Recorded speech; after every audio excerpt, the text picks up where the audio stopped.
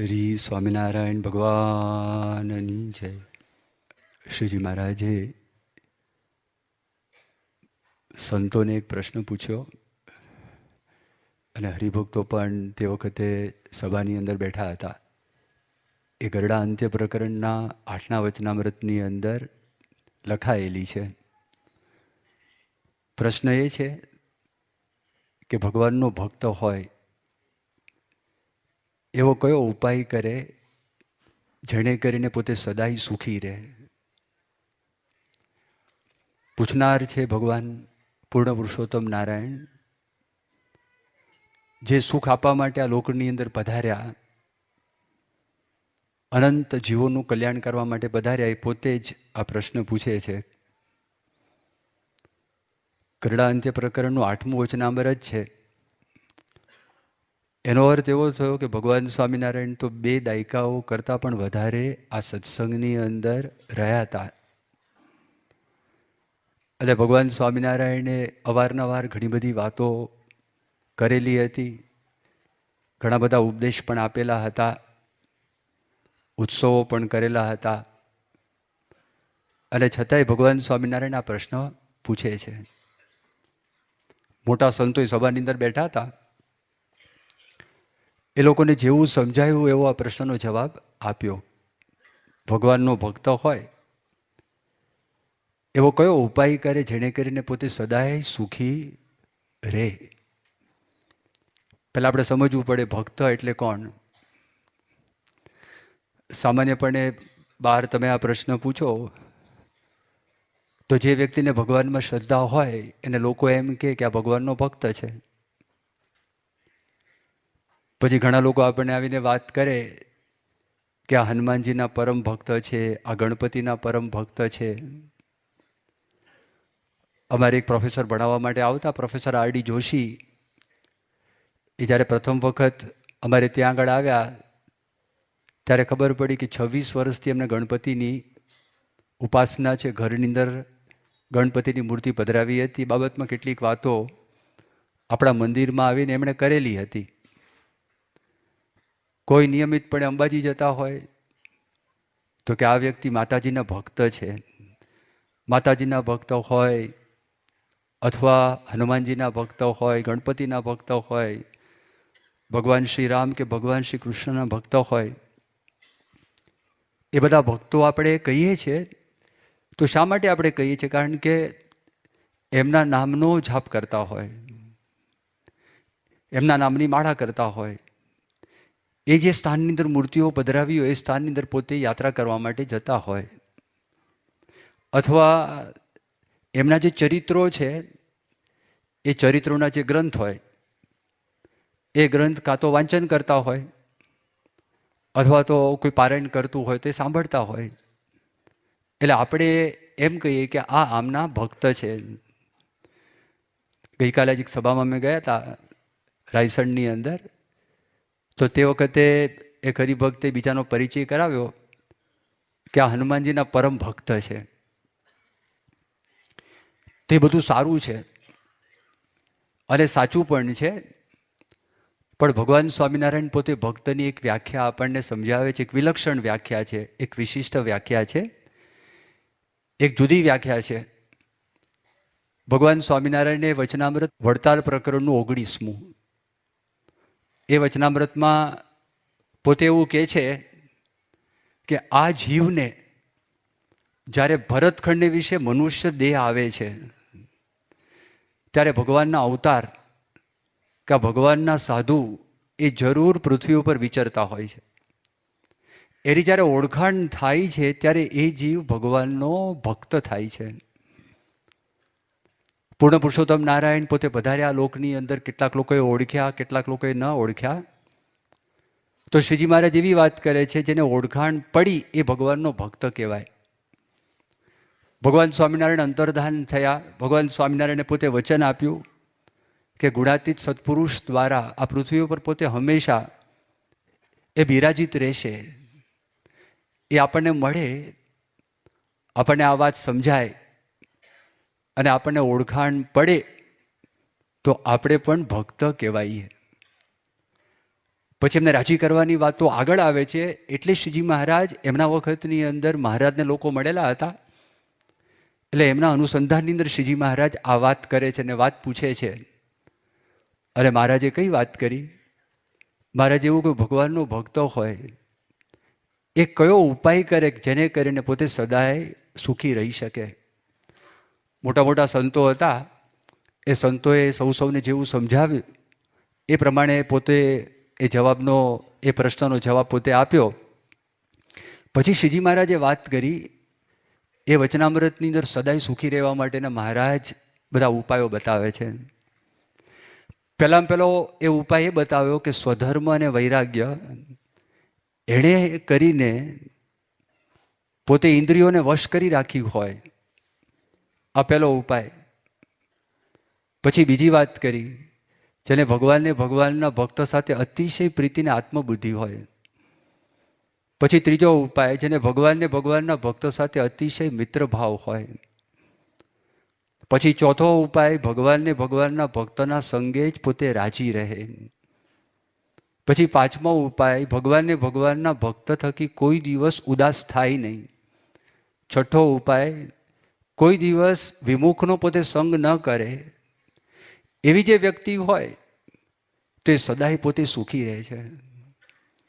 પછી શ્રીજી મહારાજ ફરી વખતે વચનામૃતમાં આગળ વાત કરે છે અને સમજાવે છે, જો આપણે દ્રઢ સ્વધર્મ અને દ્રઢ વૈરાગ્ય, આમ તો શબ્દ એવો મૂક્યો, અતિશય દ્રઢ સ્વધર્મ, આવો શબ્દ મૂકેલો છે, અને દ્રઢ વૈરાગ્ય, એડે કરીને જો આપણે ઇન્દ્રિયોને વશ કરી રાખી ન હોય અને આપણે ભગવાનની ઉપસ્થિતિની અંદર બેઠા હોય, પણ એ ઇન્દ્રિયો વશ નથી, એટલે આપણી ઇન્દ્રિયો વિષયમાં તણાઈ જાય. એટલે ભગવાનનો જે ભક્ત હોય ને, અંતરમાં અતિશય વેદના થાય, અંતરમાં અતિશય દુઃખ થાય કે મને સાક્ષાત ભગવાન મળ્યા છે તો પણ મારી ઇન્દ્રિયો છે વિષયમાં તણાઈ ગઈ. એ બરોબર નથી, ઠીક નથી. એટલા માટે પ્રથમ આ વાત કરે છે કે ઇન્દ્રિયો છે, ઇન્દ્રિયો આપણે વશ કરવી પડે. અને ઇન્દ્રિયો નિયમમાં લાવવા માટે શ્રીજી મહારાજ સ્વધર્મની વાત કરે છે અને શ્રીજી મહારાજ વૈરાગ્યની વાત કરે છે.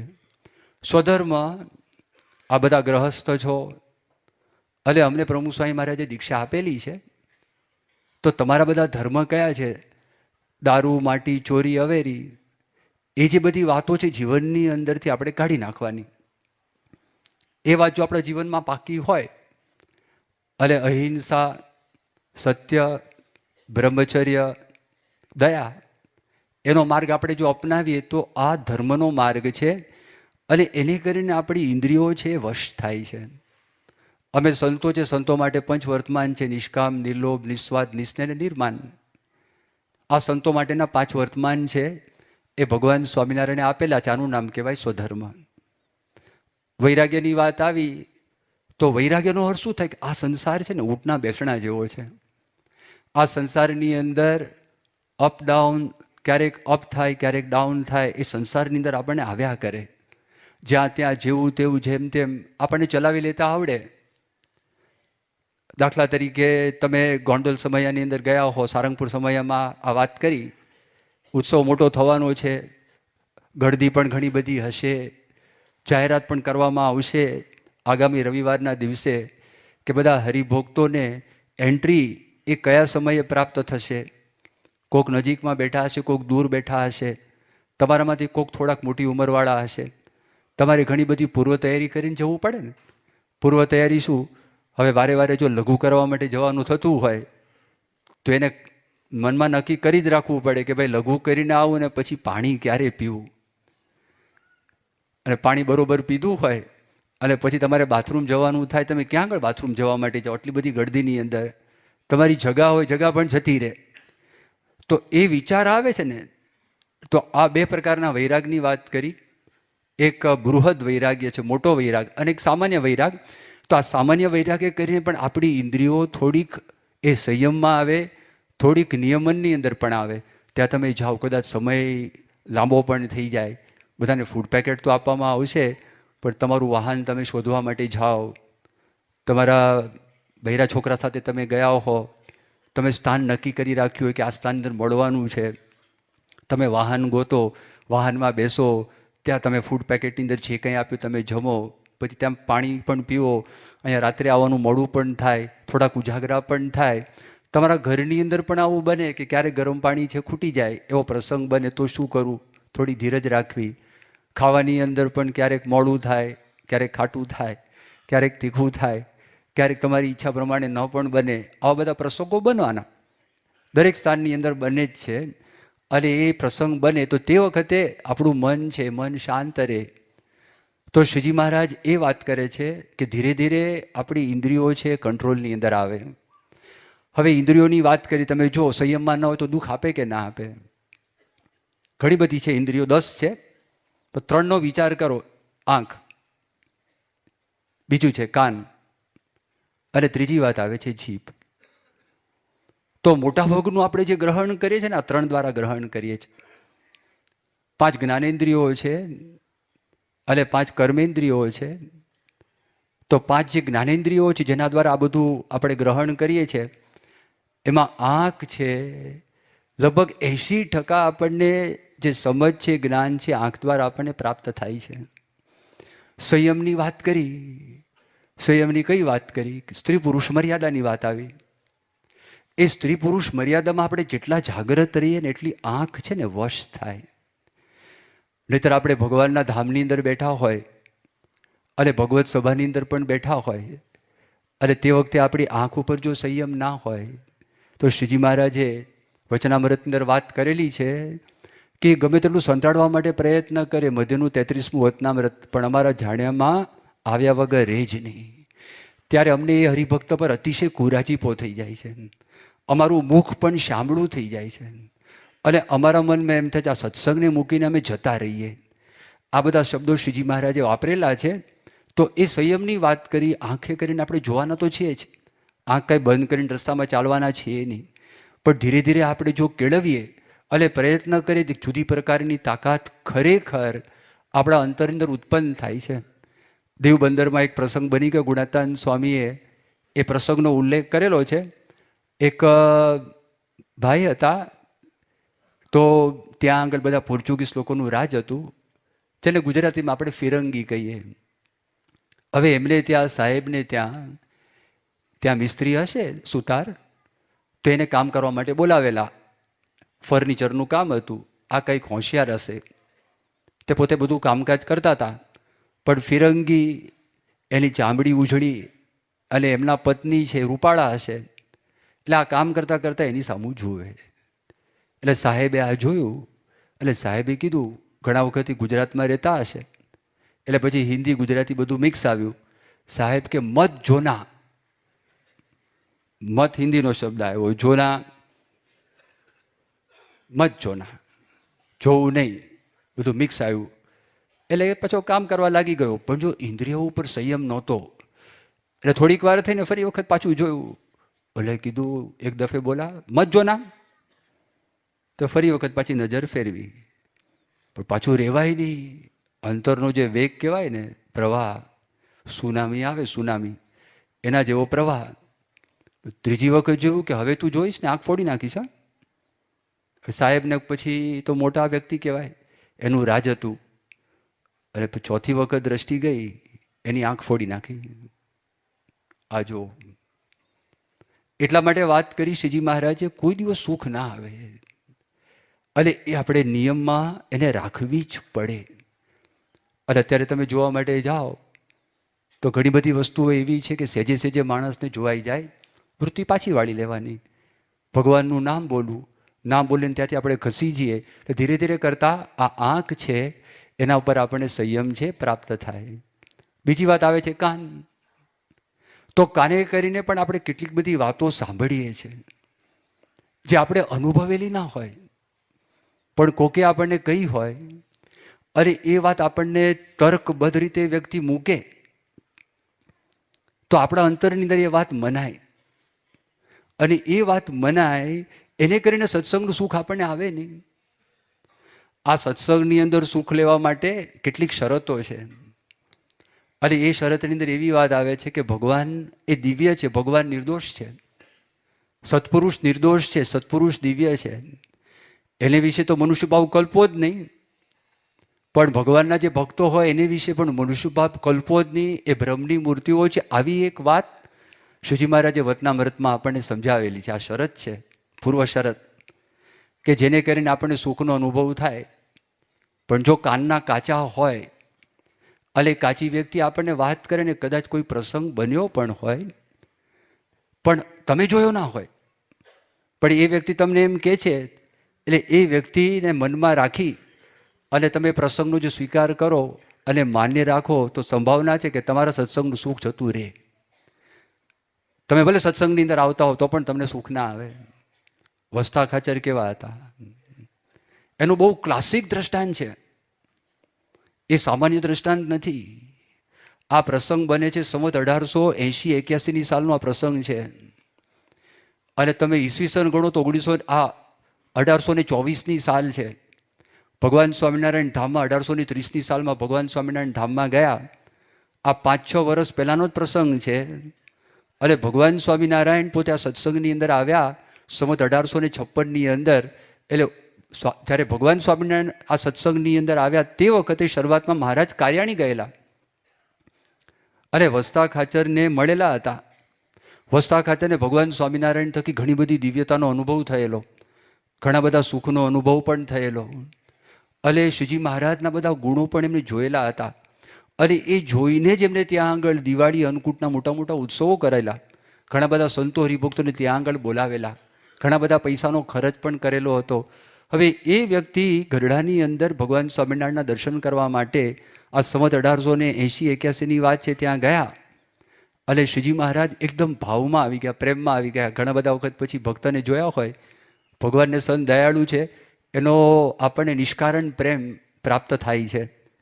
ભગવાને કીધું, વસ્તા ખાચર તમે આવી ગયા, બહુ સારું થયું. અમને તમારા દર્શનની તાણ હતી. જો તમે ના આવ્યા હોત તો અમે માણસ મોકલત કે તમે અહીંયા આગળ દર્શન કરવા માટે આવો. આવી જ્યારે વાત કરી તો તે વખતે બાજુની અંદર બાજુમાં બેઠા હતા જીવા ખાચર, દાદા ખાચરના કાકા હતા. એટલે એમણે વાત કરી, મહારાજ એટલું બધું હેત? શ્રીજી મહારાજે વાત કરી, હેતનું કારણ શું? એમને અમારી નિષ્ઠા છે, એમને અમારી વિશે દિવ્ય ભાવ છે અને એ એવી ભક્તિ કરે છે એટલા માટે એમાં હેત થાય અને એમના દર્શનથી અમને આનંદ થાય. એમાં નવાઈની કઈ વાત છે? થોડીક વાર ત્યાં આગળ જીવા ખાચર બેઠા, પછી ઊભા થઈને વાત કરી વસ્તા ખાચરને, મારા ઘરે તમે આવો ત્યાં આગળ તમે ઉતારો કરજો. મોટી ડેલી કહેવાય એને. શ્રીજી મહારાજે વાત કરી, અહીંયા આગળ આવ્યા છે તો અહીંયા જ રહેશે અને ઉતારો અહીંયા કરશે. એટલે જીવા ખાચરે બહુ આગ્રહ કર્યો. જીવા ખાચર મોટું માણસ, આ લોકની દ્રષ્ટિએ ભાવનગર રાજા, તેના દરબારની અંદર એની બેઠક પણ પડે અને વ્યવહારુ કુશળ વ્યક્તિ, એને તાણ કરી, એને બોલવાની બધી રીત એવી હતી. તો એ રીતે કરીને પેલા માણસ ના પાડી શક્યા નહીં, મોહબ્બતમાં લેવાયા નહીં. એમણે સ્વામિનારાયણ ભગવાનને વાત કરી, ત્યાં ઉતારો કરી, હું એ પાછો આવી જાઉં છું. જ્યારે એ બોલ્યા, શ્રીજી મહારાજે એમની સામું જોયું નહીં. આ બધા છે ને સંકેતો છે. ભગવાનને સન છે, એમને બોલવાની અંદર વિવેક છે અને એ જે કંઈ આચરણ કરે છે એમાં ભગવાનના ભક્તોને કેટલાક સંકેતો મળી શકે જો ખરેખર લેવા હોય તો. અને શ્રીજી મહારાજ એમની સામે જોયું ને એનો અર્થ એમ કે મહારાજને આ ગમતું નથી અને છતાંય કીધું કે મહારાજ હું આવી જઈશ. કાંઈ શ્રીજી મહારાજ બોલ્યા નહીં. એ જ્યારે ગયા તો તે વખતે મુક્તાનંદ સ્વામીને વાત કરી કે હવે વસ્તા ખાચર અહીંયા નહીં આવે. ત્યાં આગળ ગયા, ત્યાં આગળ જઈને જમી લીધું, સારા સારા ભોજન જમાડ્યા, માનપાન આપ્યું. માણસને છે ને માન બહુ ગમે છે અને માણસને સરભરા પણ બહુ ગમે છે. આ બે વસ્તુ જોખમ છે અને સાધુનો ધર્મ છે. એટલે સાધુ તરીકે એ બધી જ પ્રકારની વ્યવસ્થા તમે ગમે ત્યાં જશો તો થશે. પણ ધાન્યો ને માન્યો આ સત્સંગ છે એવું સંત સ્વામી પોતે કહેતા. સંત સ્વામીને આપણે દર્શન કર્યા ને, જે આપણને માનપાન આપે, બોલાવે, ચલાવે, હારતોરા કરે, પ્રસાદ આપે, એ બધું આપણને ગમે. અલી તો ફરજ છે, તો ફરજ તરીકે તો થવાનું છે. ગમે તે મંદિરમાં જશો તો પણ થવાનું છે. યોગી બાપા પણ બહુ કરતા, પ્રમુખ સ્વામી મહારાજ પણ બહુ કરતા હતા, કરતા જ આવેલા છે. પણ તે વખતે જ્યારે આપણે ઘાયલ થઈ ગયા હોય અને આપણે બધા આ અંગે આપણે બધાની વાત છે, આ કાચા જ છીએ. અને તે વખતે કોઈ ગદા મારે કેડ ઉપર તો સંભાવના છે કે આપણી કેડો તૂટી જાય. એ અંગે આપણે બધા કાચા છે, કારણ કે આપણે ભ્રમરૂપ નથી. એ લીધું સાધન, અને એ સાધન લઈને વસ્તા ખાચર તો દબાઈ ગયા. અને વસ્તા ખાચર જેવા દબાયા અને બુઢા ધાધલ એ પગ દબાવતા દબાવતા બધી વાત કરવા લાગ્યા કે બાપુ, તમને ખબર પડી કે તમારા દર્શન કરીને શ્રીજી મહારાજ રાજી થયા, પ્રસન્ન થયા? કંઈ ખબર પડી એમાં? તમારા દર્શન એ રાજી થાય? એ શા માટે રાજી થતા હશે? પહેલાં તો આ વાત સાંભળીને વિચારવા પડી કે આવું કેમ બોલે છે. પહેલાં તો ડઘાઈ ગયા, પછી ધીરે ધીરે બધી વાત શરૂ કરી કે તમને કાંઈ ખબર પડે છે? એ કે તમે ખર્ચો કર્યો પૈસાનો, તમારા પૈસે દિવાળીનો ઉત્સવ થયો, તમારા પૈસે અન્નકૂટનો ઉત્સવ થયો, અને જય છે એ કોની બોલાય? તમારી જય બોલાય? હવે આ જ્યારે શબ્દો નાખે, જય તો બોલાવે સહજાનંદ સ્વામી મહારાજની જય, પણ હંમેશા તમે જુઓ એ જ્યારે આભાર વિધિ થાય ત્યારે આભાર વિધિની અંદર એનો આભાર મનાતો જ હોય છે, પણ માણસે જ્યારે આ શબ્દ પડ્યા એ શબ્દની અંદર મન દોડાવવા લાગ્યું, અંતઃકરણ દોડાવવા લાગ્યું. અને જેવું અંતઃકરણ દોડાયું અને ઈશારો કર્યો જીવા ખાચરે, હજી વધારે વાત નાખો. એ કે આ તો આપણે એને ભગવાન કહી કહીને એને મોટા કરી દીધા છે. અને દાદા ખાચર મૂર્ખ માણસ છે. એ ધર્મકુળ અહીંયા આગળ આવ્યું તે દાદા ખાચરના દરબારમાંથી એ ધર્મકુળને રહેવા માટેના ઓરડાઓ આ ભગવાન સ્વામિનારાયણે એમને આપી દીધા છે. અને મેં તો એવું સાંભળ્યું છે કે અહીંયા આગળ ગરડાની અંદર દાદા ખાચર અને અમારો એ જે ભાગ છે, 6 ગામ દાદાના છે અને 6 ગામ મારા છે, એ બધા ગામડાઓ પણ આ શ્રીજી મહારાજ આ ધર્મકુળના માણસોને એના સગાવાલાને આપી દેવાના છે.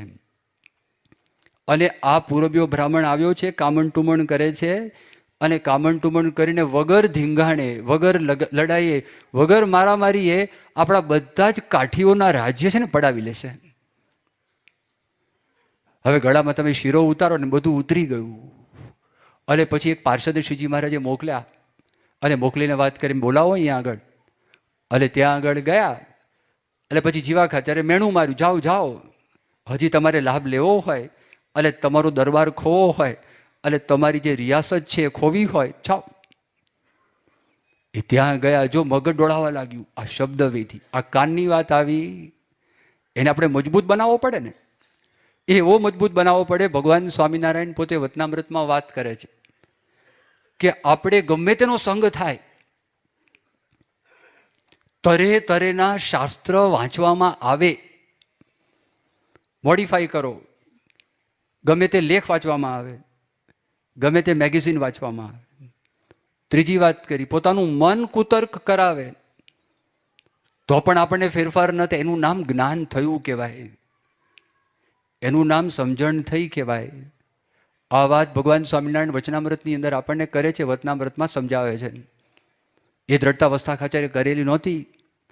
અને પાર્ષદે આગ્રહ કર્યો, ત્યાં ગયા, શ્રીજી મહારાજને મળ્યા, પણ માથું જમીન તરફ, મગજમાં બુઢા ધાધલ અને જીવા ખાચરના શબ્દો, એનો ચકરાવો ચાલતો હતો.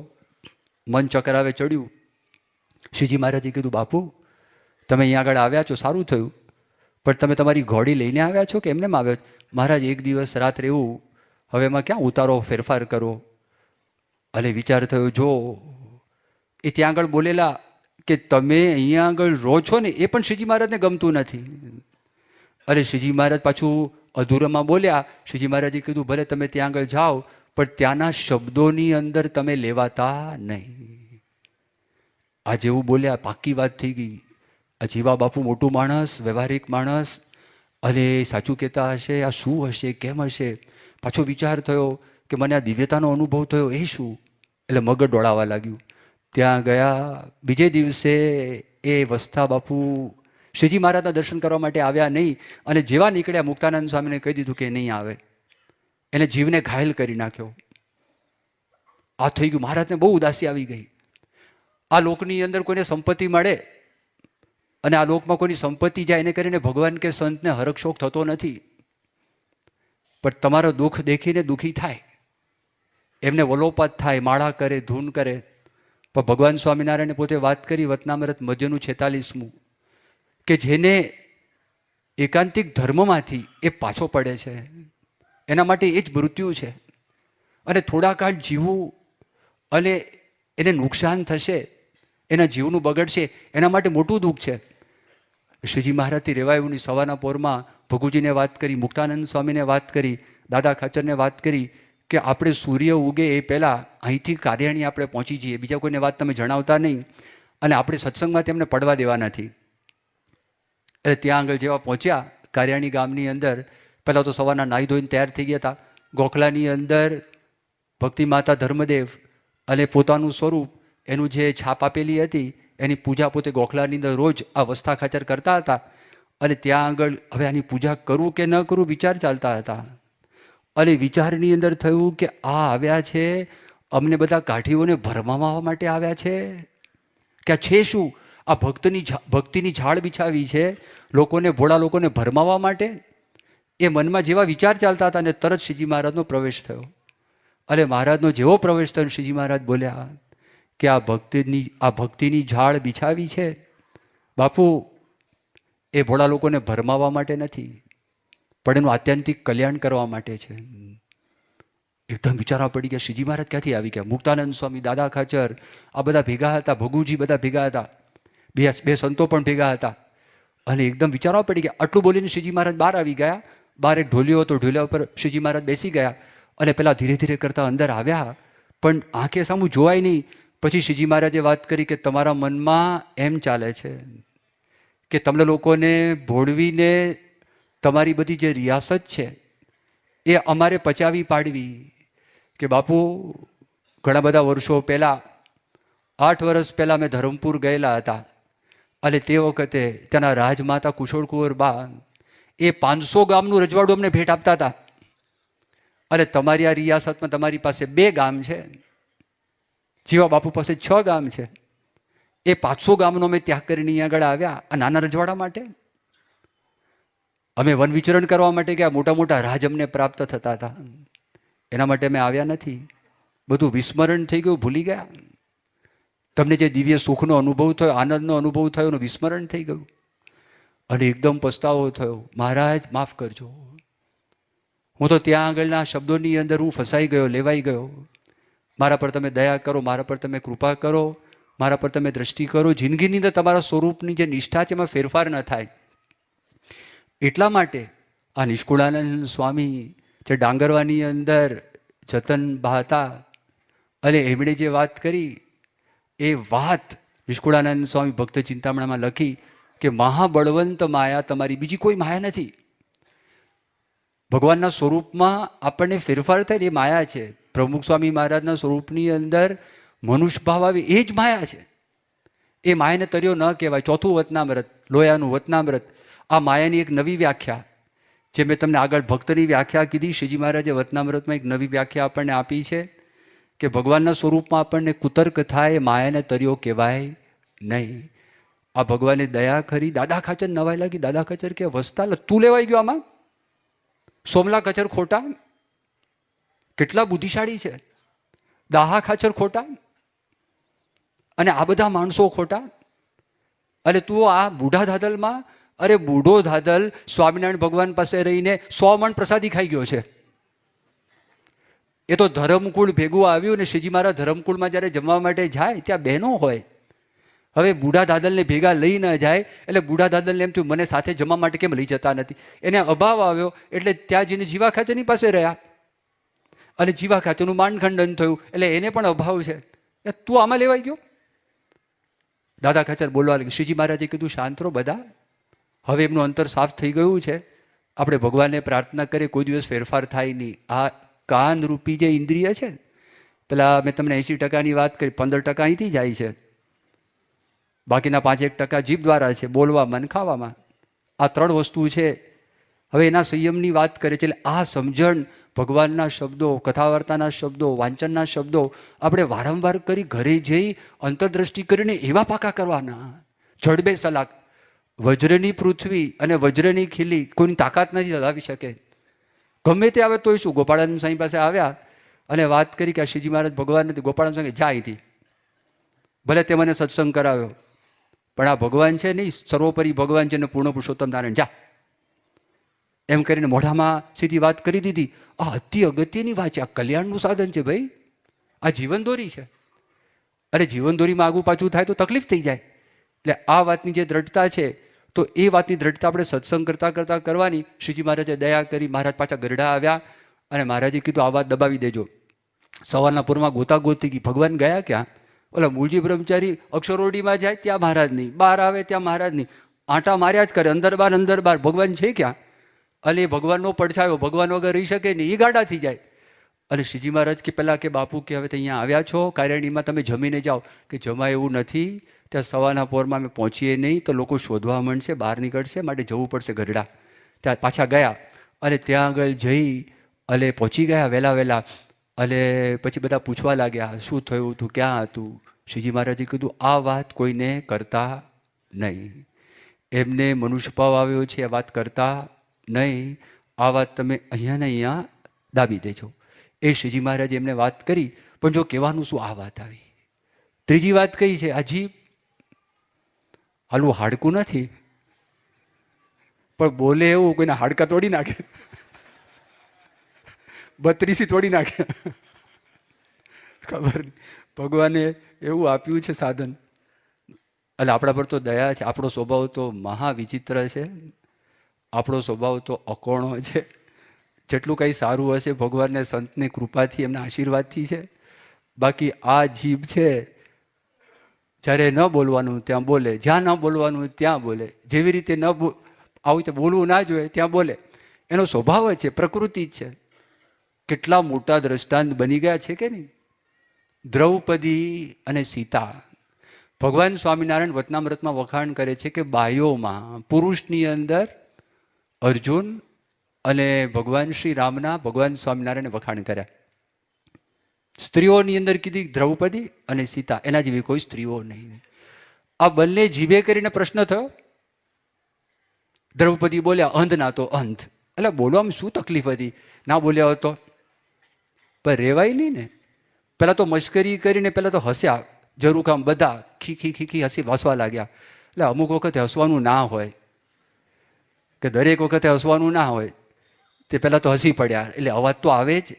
અને પહેલાં તો અભિમાનનું મૂર્તિમાન સ્વરૂપ, એટલે દુર્યોધન મૂર્તિમાન સ્વરૂપ. અને પછી કીધું લો અંધના તો અંધ. એ ધડાકો કર્યો અને અંધના તો અંધ બોલ્યા. હાડો હાડ અપમાન લાગી ગયું, એવું અપમાન લાગી ગયું. એ વેરની વસૂલાત કરી છે ને, અને કોઈ વાતે સમાધાન કરવા માટે તૈયાર થયા નહીં. ભલે ગમે તે મારો બાપ આવે, મારા પિતામહ આવે, મને શસ્ત્ર શીખવાડનારા મારા ગુરુ દ્રોણ આવે, એ ગમે તે આવે, નો સમાધાન. લડાઈ વગર સમાધાન નહીં.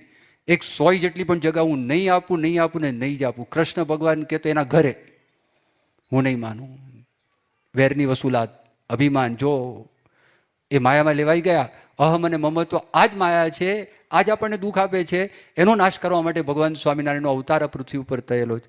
આ જ અનાદિ અજ્ઞાન છે કે જેને કરીને બિલ ગેટ્સ હોય, કે સ્ટીવ જોબ્સ હોય, કે સ્લીમ કાર્લોસ હોય, કે વોરેન બફેટ હોય, એ ગમે તેવો આ દેશના પણ હોય, એને સુખ નહીં આવે, કોઈ સંજોગોમાં નહીં આવે. આ વાત કરી છે, અહમ મમત્વની વાત કરી. એટલે આ એક તકલીફ. એટલે પછી બોલવાની વાત આવે તો બોલવામાં સંયમ. થોડું વિચાર કરો ભાઈ. આત્મની પ્રતિકૂલાની પરેશાનના સમાચાર. પોતાને જે પ્રતિકૂળ હોય, એવું આચરણ બીજા માટે ન કરવું. આપણને કોઈ ગાળ આપે, આપણને ગમતું નથી તો શું કરે બીજાને આપો છો? મિથ્યા આક્ષેપ આપણા માટે કોઈ કરે, આપણને ગમતું નથી તો શા માટે બીજા માટે કરો? આપણી કોઈ ઘસાતી વાત કરે તો આપણને ગમતું નથી તો બીજાની ઘસાતી વાત આપણે શા માટે કરીએ છીએ? આ એક જ વાક્ય છે જો, અને સુખના વાક્યો છે, અને જે માર્ગે ચાલેલા છે સુખી થયેલા છે. એટલે બીજી વાત આવે છે કઈ? આ જીભ છે સ્વાદ. તો સ્વાદની અંદર પણ ધમાલ થાય છે કે નહીં? સ્વાદની અંદર સહેજ આખું પાછું હોય. ઝઘડા. એક વ્યક્તિ પરદેશથી આવેલા એટલે વાત કરી, સ્વામી મને બહુ ગુસ્સો છે. એટલે મેં વાત કરી, ગુસ્સો આવે માણસને, પણ તમને ગુસ્સો આવે છે એનું કારણ શું? એ કે સ્વામી સ્વાદ. જો મારા પત્નીએ સેજ આગુ પાછું કર્યું હોય તેમાં ગડબડ થાય. હવે આગુ પાછું થાય અને એની અંદર આપણે સેજ ધીરજ રાખીને ખમી લઈએ તો ગર્ભ શ્રીમંત માણસો છે ને, તમે જુઓ કોઈ દિવસ જમતા જમતા ઝઘડો કરે જ નહીં.